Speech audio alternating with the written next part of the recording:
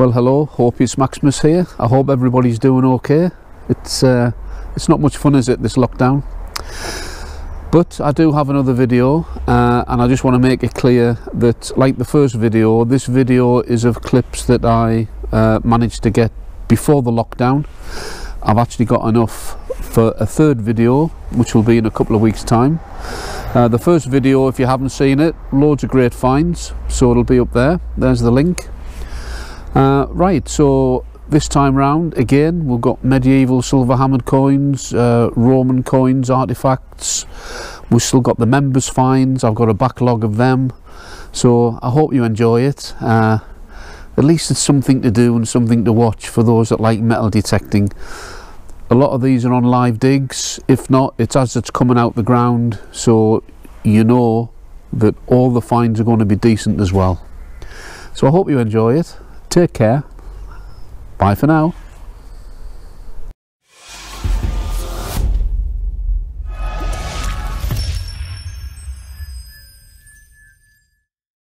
For a 10% discount from Regton, simply enter the discount code HOPEUS at the checkout.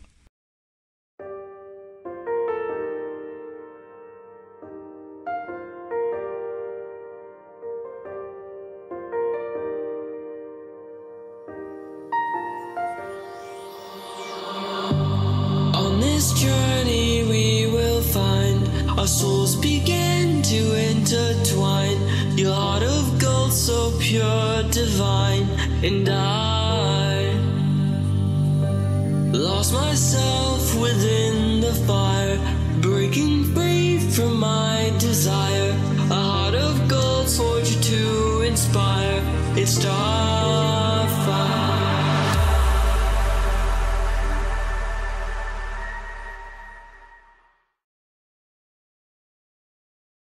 Well, I had a signal, wasn't great, dug down, it's out and it's loud, and I can see something sticking out the soil, so I thought I'd turn this on, because if that's what I think it might be,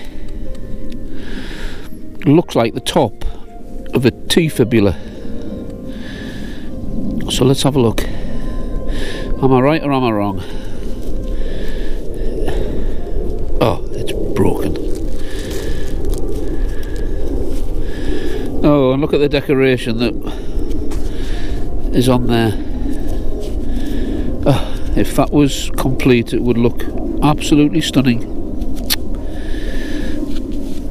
But it is what it is. What, 1800 years old Roman brooch.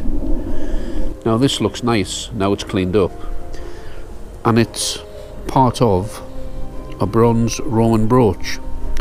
It's broken off on the front, but it's got a lovely crosshatch design on it, and that Roman brooch dates between 1 to 200 AD.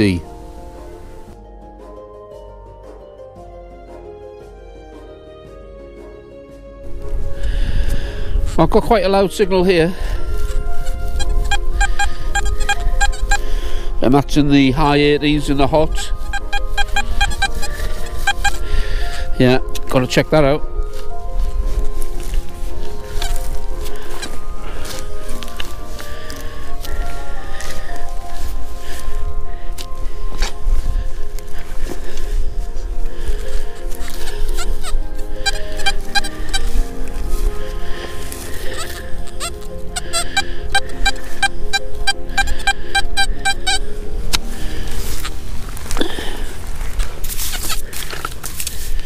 Right, let's see what it is.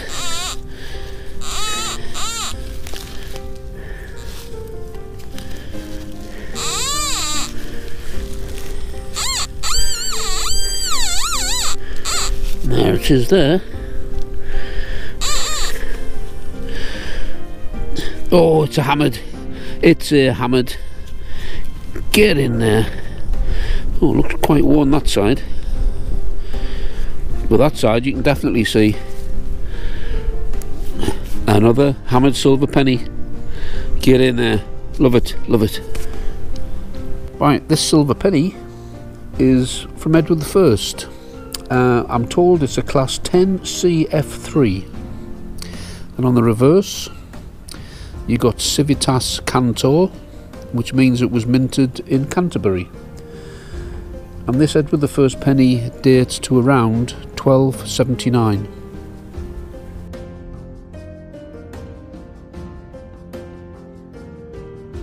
Right, I've got a signal. It's a little bit wavery, it's not great, but we'll check it out.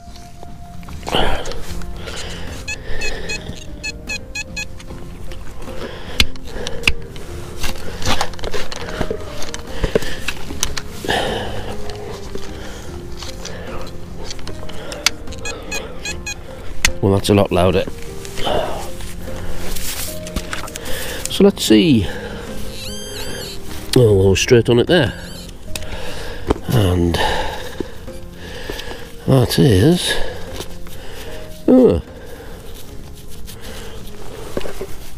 pot leg. Yeah, well done. I had one along there as well. Yeah. Very big one. Bloody good signal. Yes. Well, I'm quite pleased with that. I wasn't expecting anything, but Tinner over there, Tinner's on this outing today. He's just found a Roman fibula, so I'm quite pleased with that. Well, this is a nice bit of bronze, and now it's been cleaned up and it's been waxed. It's very tactile, and it's what's called a pot leg. They come in all shapes and sizes, and they've been used over the centuries. They can be tricky to date, but this one dates anywhere between 1200s to 1700s.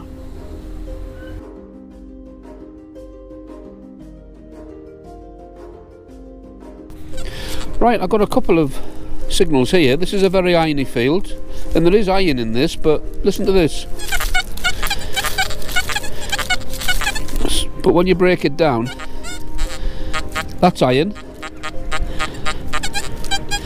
That, I think, is a separate target, possibly. And then that's a lower tone. So, it could be two targets worth digging here.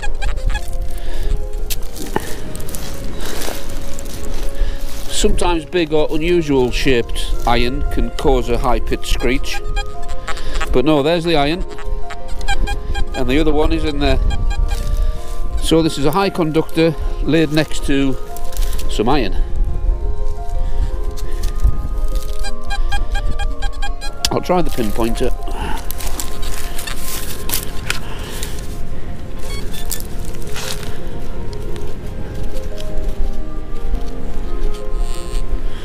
Yeah. Oh, I'm getting a buzz there.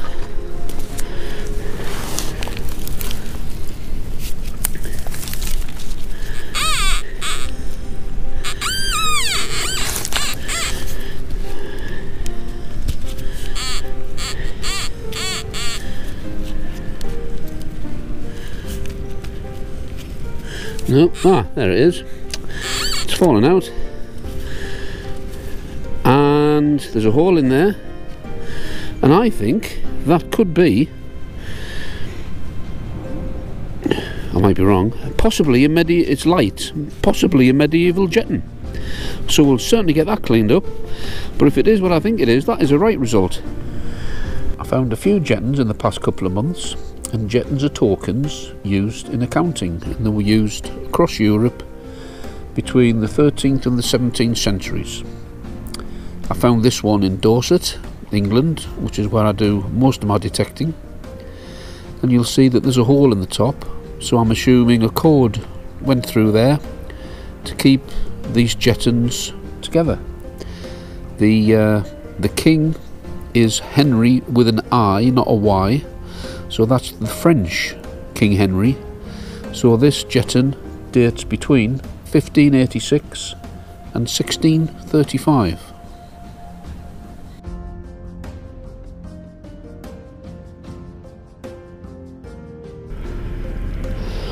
Well, I just caught this on the end of a backswing. Yeah, I need to check that out.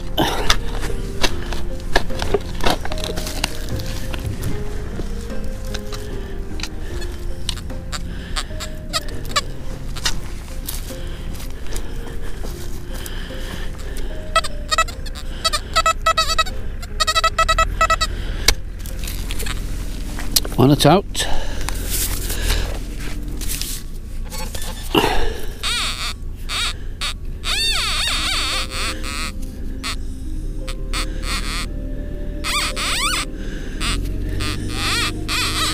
and there it is. Oh, is it what I'm... Yes, it is. It's what I'm thinking it is. It looks like it's a half cut. And it is. It's a... Ooh, that looks like a voided. So that's early. Right. I'll give it a clean instead of trying to gently rub it. But that is a half cut silver penny. Well, there we have it. Voided long cross. I'll get an idea off that. I think that's the way it goes. Lovely, pleased with that. So this is a penny cut in half. So it's a cut half. And it's a silver penny of Henry III. And that's the right way up. You might just be able to see his eyes there, his eyeballs. And on the back it's got the voided long cross. That's the double line going all the way through. It's from the York Mint as well, and this coin dates between 1248 to 1250. Well, this was really deep, and I've got to say it's one of the biggest pot mends I've found. It's made of lead, it's a pot mend. You can see by the recess all the way around. In fact, there's still some, I saw, was it in there? There, some red, some bits of the original pot, I would say. So there you go. That's a pot mend and a half, that one. Well, this is a very large pot mend from a pot repair. You can tell that it's a pot mend by the central groove that runs all the way around. And here are some others I found. However, this one is a little bit special because if I turn it round, you can actually see that the pot is still in situ. Now, these are difficult to date, and they were used from the Roman times right up till about the 1700s. So all I can say is this is somewhere between those dates. A lead pot mend.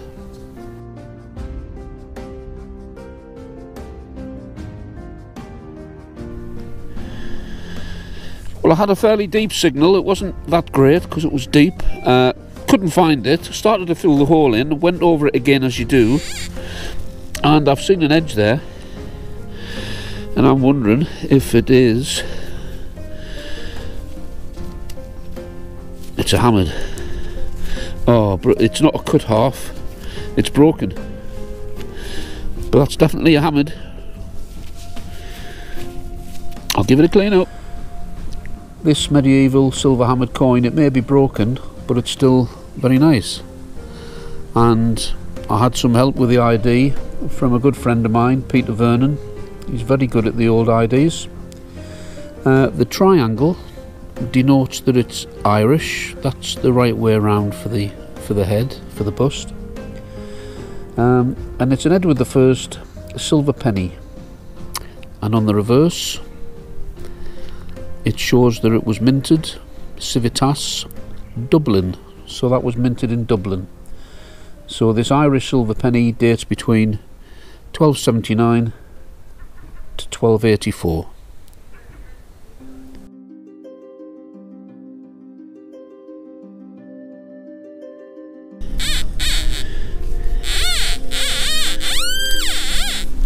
There it is.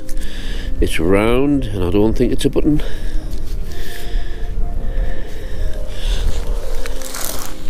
Just turn to the light.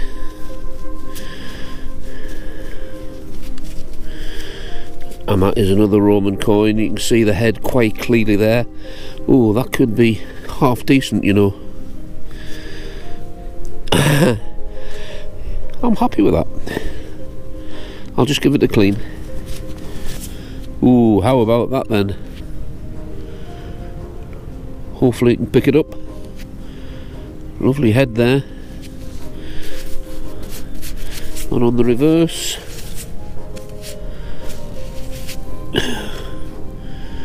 looks like some sort of monument.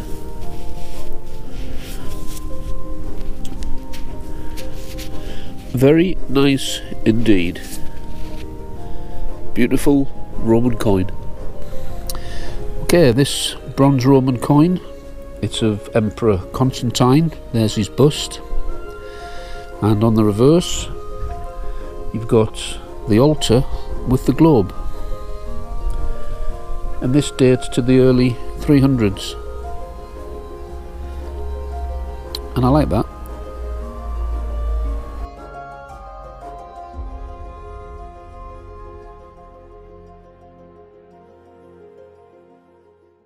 And here we have the regular slot of club members' finds. It seems to be quite popular.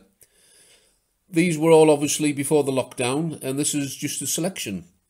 And we start off with a medieval pendant. It's quatrefoil with staff, and it depicts Agnus Dei, also known as the Lamb of God, and dates from 1300 to 1450 AD.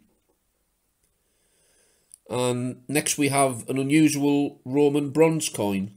Unusual in that it's double-headed. It's got the head of Emperor Constantine on the obverse, and on the reverse, the radiant bust of Sol, the Roman sun god. And this dates to the early 300s AD. Now this is a previous find of mine. It's a bronze Anglo-Saxon polyhedral pin with stamped ring and dot motifs. Could have been used as a clothing pin or possibly a hairpin, and that dates to around 800 AD. Next is a very nice condition Queen Elizabeth I shilling. It's got the martlet bird mint mark, which denotes it's of second issue, and so dates 1560 to 1561. Well folks, that's it. I hope you enjoyed it. Don't forget, if you haven't seen the first video, it's up there. And until the next one comes out, take it easy, stay safe. Bye for now.